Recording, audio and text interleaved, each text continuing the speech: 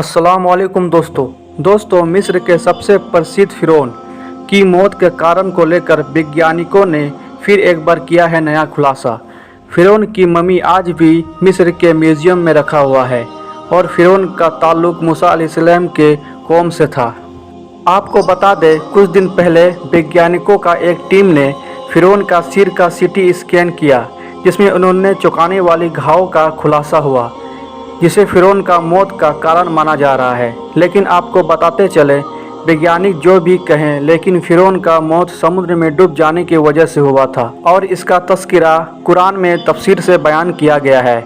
वैज्ञानिकों का कहना है, विदेशी आक्रमणकारी हक्सोस राजवंश के साथ लड़ाई में पकड़े जाने के बाद फ़िरौन को मौत का घाट उतारा गया। लेकिन अल्लाह का फरमान सुनिए। अल्लाह ताला सूरह ताहा आयत नंबर 77 में फरमाते हैं, ए मूसा, तू रातों रात मेरे बंदे को लेकर चल और समुद्र में एक खुश्क रास्ते बना ले, और ना किसी का आप पकड़ने का खतरा होगा और ना डर।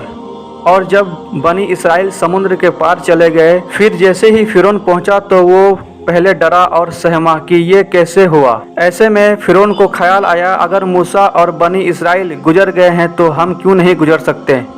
इधर फ़िरौन अपने घोड़ों को समुद्र में दाखिल कर दिया, उसके साथ उसके साथी भी दाखिल हो गए। उधर बनी इसराइल का आखिरी आदमी समुद्र से निकल रहा था और इधर फ़िरौन का आखिरी आदमी दाखिल हो रहा था। फिर अल्लाह के हुक्म से समुद्र का पानी छा गया और अपने कौम को गुमराही में डाल दिया, और फ़िरौन सहित उसके साथी भी समुद्र में डूब गए। और फ़िरौन अपने कौम को गुमराही में डाल दिया और सीधा रास्ता ना दिखलाया। फिर अल्लाह ताला फरमाते हैं कि हमने बनी इसराइल को दरिया से पार कर दिया, और जब फ़िरौन डूबने लगा तो कहने लगा, मैं उस जात पर ईमान लाता हूँ जिस पर बनी इसराइल ईमान लाए हैं।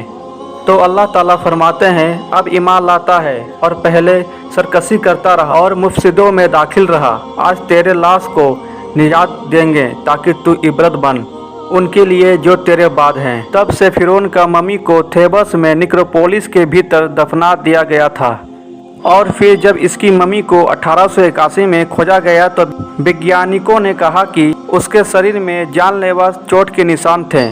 अब जब उसके शरीर का सीटी स्कैन किया गया तो वैज्ञानिकों को कई गंभीर घाव का निशान मिले। ऐसे में फ़िरौन का मौत फिर एक बार विवादों में छा गया है और कहा जा रहा है कि ये चोट जानबूझकर छिपाया गया। दोस्तों, फ़िरौन के वाक़या से कौन नहीं वाकिफ़ है, लेकिन जब ऐसे सवाल उठते हैं तो सोचने में मजबूर कर देते हैं। आप अपना राय दीजिए, जो वैज्ञानिकों ने कहा क्या वह सही है? कमेंट करके ज़रूर बताइए।